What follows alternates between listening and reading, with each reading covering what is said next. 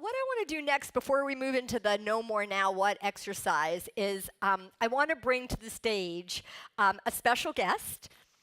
Jane M. Powers. Jane is a coach, a consultant, and what I love so much about Jane is how much inner work that she's done on herself and her willingness to stand before us transparently and share her story. Because I think it's such a great model of everything that we've been talking about and how does this all get translated into a business and what do you do with it. So please give a warm welcome to the stage for Jane M. Powers.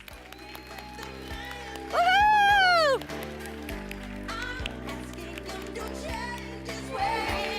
That's so cute. Check it out. Take a stage. You can always tell when somebody's been on stage. Yes, and loves it, and loves it. And loves it. Who just comes up and just owns the stage. Yes. So we're going to sit down. We're going to have a brief conversation. And the whole idea in these mini conversations is to provide some value to you. And Jane, what I love so much, so thank you for being here. My pleasure. I know this is a dream come true. Yes. You were another one last year. You were in the audience. And what did you say when you were in the audience? So the room was different last year. It was really long, and I sat in the back because she lined off some seats, and I moved those and sat in the back because I'm a bit of a rebel. So I sat in the back, and I went, I'm going to be on that stage next year. Next year, I'm going to be on that stage. I didn't know how I was going to do it because I had never connected with you. And I got the email, and I picked up the phone and called and said, I want to be on your stage. Yeah, so I don't even get to say I made that dream come true. You made that dream come Yes. true. Good job. Yeah, I do really love. My favorite people to work with and play with are people who are highly intentional and who take action on what's important to them. I have a really high value on that. My least favorite people to work with and play with are people who don't keep their agreements, because I don't really feel like chasing people down, and that's just not what I want to do with my life force and my energy. So if you want to play and participate with me and many people at this level, I'm a member of the Transformational Leadership Council, started by my dear friend, and I was his personal coach for many years, Jack Canfield. And at that level, a lot of the leaders say the same thing. And I know that integrity is something that's really key and core to you. Yes. So before we jump into that, because I think that's another aspect of what you do, the work that we were doing yesterday on wound and the work that we were doing today on critic, I know are very tied to who you are, your story, and what you do in life. So can you share a little bit about your wound, critic, story, or any piece of that? Sure. So let me start by saying I come to these events and I go, I gotta write this, and now I gotta get a partner. So I was never really fully always playing out full because I didn't want to tell my story because I had a story. I had a story. Who wants to hear my story? And it's not that big of a story, and I would tell myself over and over that. So I was sharing with Marcia at lunch that this event, there's a whole different level of me showing up, and I love it, and I hate it at the same time. Because I walk out of here. Yes. Ask them. How many can relate? And let me ask you, because I can hear the giggles, how many of you can relate to that, right? Where you go back to your room and you go, oh, isn't she cute and adorable? And you go, oh, God, if she asks one more imagine if question. So let me share, how do I bring forth my vision, my dream? It's interesting, you talk about the wound, and I grew up, and on June 10th, 1976, at 2:31 a.m., I got the message that my mother was never coming home. Now, I was a young kid, and when she went to the hospital, because she fell down, as she did many times, she was an alcoholic, I went over to my friend's house to play, and the mother said, well, how's your mom? And I said, oh, she's good. She always falls down. She's coming home. And she never did. And I went into my room the night at 2:31, and I remember it, and I'm the youngest of 7, and everyone was crying, and I went to bed, and I waited. And I waited. And I waited for about, I would honestly say 20 years for my mother to come home. And that's the more empowering, the more inspirational story of my childhood. I grew up. Have you heard the statistic? 1 out of 3 have lived through a degree of abuse. And whenever I was in a group of 3, I knew I was the one. I knew I was the one that, had been that statistic. So I took with me a story, not so much the loss and the abuse, but what I made of that, what it said about me, what I interpreted. It was the wrong message of love. I got the wrong message. It was a broken message, but I carried that forth. I also got a story about my worthiness. So as I continued to move through understanding who I was, which I really never did, and I at times, you talk about every day, it's how far into the dark do you go? And I'll tell you, I've tried tapping, I've tried meditation, I'm like journaling, I did every technique imaginable. And the one thing, I had a speaking coach, mentor, Glenna Salisbury, who said to me, you will never be more than you are in this very moment, and you will never be less than. You are always enough. And I sat with that, and I thought, but what about that I was the first to sit down in the spelling bee? Because I was told I wasn't so bright growing up. And I carried that through, and it's amazing how we bring forth the things that we believe. So I'll tell you this story. I was at a meeting. It was a real estate meeting, and there was probably 50 people in the room, and a guy was doing a memory seminar. I'm sorry. I couldn't resist. I'm sorry. I'm sorry. I'm going back. Okay. And so... You gotta love it. We're loving her authenticity and then totally can. So me.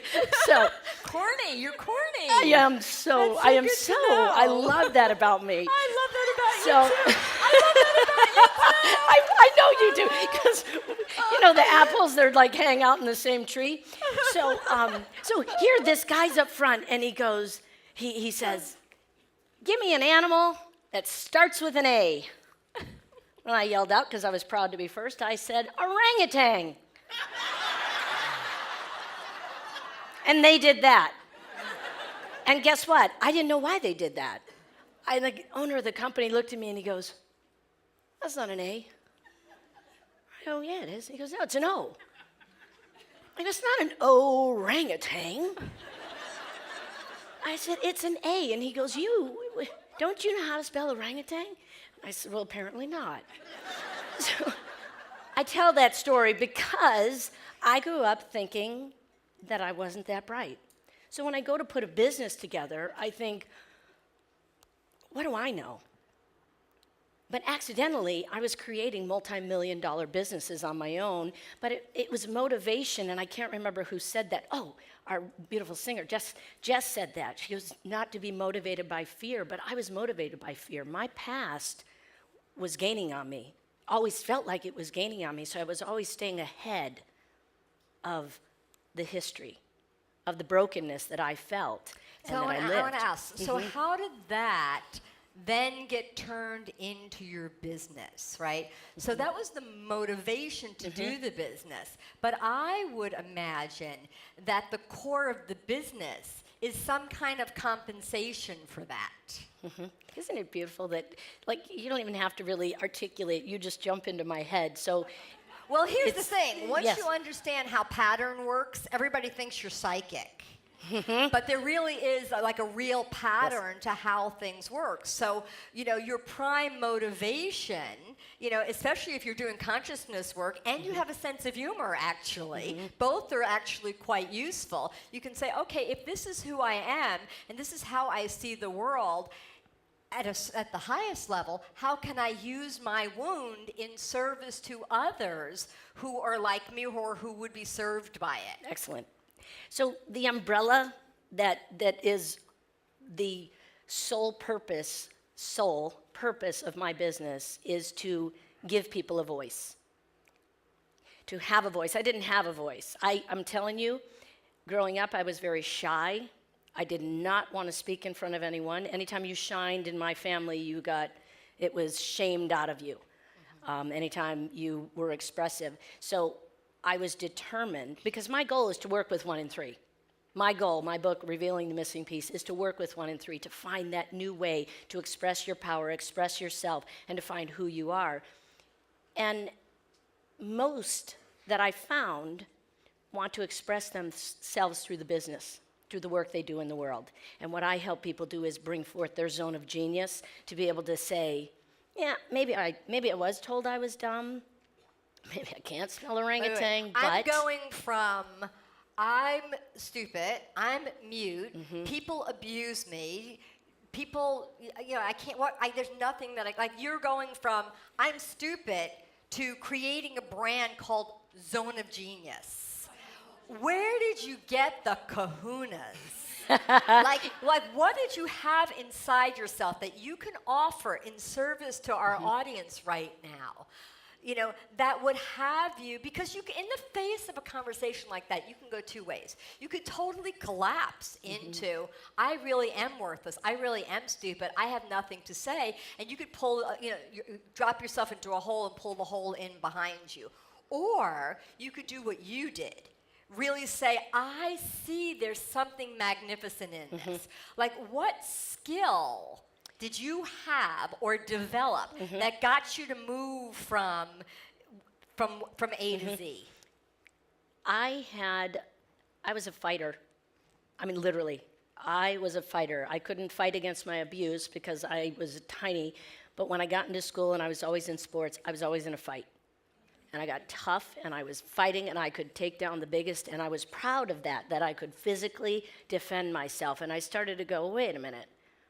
There's something about that is in me, stubborn, ornery, rebel, and I thought, you know what? I don't care how fast my past is, I'm going to stand up.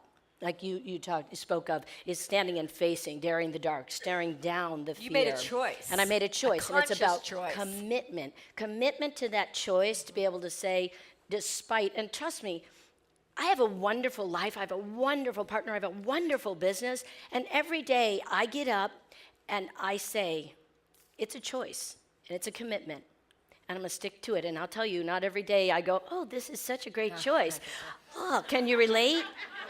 Right? You go, God, again, I'm like, am I still working with that material? Yeah. I used to have that response all the time until I got, oh, this is my path. Still working on that same story. Maybe that's just my story, and what I could do is actually see it through a different lens. And let me ask you this one last piece as we start to wrap up here. We're going to move into an exercise here about saying no more. What did you say no more to? I said no more to the secrets, no more to hiding the truth. No, and I'll tell you how I did that. I went on the Oprah Winfrey Show, and it was all survivors of sexual abuse, and I said, I am here. Wow. And I'm going to make a difference. And it was that moment that I said, never will I keep anything that is not life-giving. I will never keep a secret. So it was telling the truth. That's why I just encourage, have your voice, whether it's in your business, in your relationship, it doesn't matter. It's what do you feel? Do you want to go to McDonald's or do you want to go to Burger King? Yes, no, whatever it is, it starts small. And that's what I did. I started small and then started saying yes and no to the really significant things in my life. And practice with the tiniest things. The tiniest things. Do you want to go out to dinner? Yes, I do. Or no, I don't. I want to acknowledge your courage and vulnerability, your how you're taking the stage and how generous you're being with your own story and your insight and wisdom. I think you're an incredible gift to me and to the room. And on that topic, you have a gift, right? If people want to stop by your booth, you have a gift for them. Yes, please. What I have is the 10 keys to 200 grand, which is a wonderful... You got to slow that one down. 10 keys. Well, watch. How many of you missed it? So half of you got it. That's good. We want everyone. Be committed to everybody. Slow it down. It's worth it. So we have the 10 keys to 200,000. What I'm doing is, for this room, is I'm gifting a 3-event teleconference. So 3 sessions, teleconference, walking you through the mindset, the yes, and then some action steps. And don't people get a present just for stopping by the booth? There's something, they can join a raffle? Yeah, you can do the raffle. You can to also win. What are they going to win in the raffle? That's the Amazon $100 gift certificate. Drop your card and win Yes. a $100 card. Oh yeah, he already won. He already wrote it down. Now you have to do another one. No, he's telling- so he's Sam. manifesting. So also you It can is come wrap by up. and do the assessment. The assessment, then I will do a report, and I will do a one-on-one with you, a complimentary session to go over the report and give you some tips on how to leverage your zone of genius. So give her a huge round of applause. She did a great job. Thank you. Thank you, Thank Jane. you. Great Thank you. job. Great. Thanks. Fabulous. Thank you.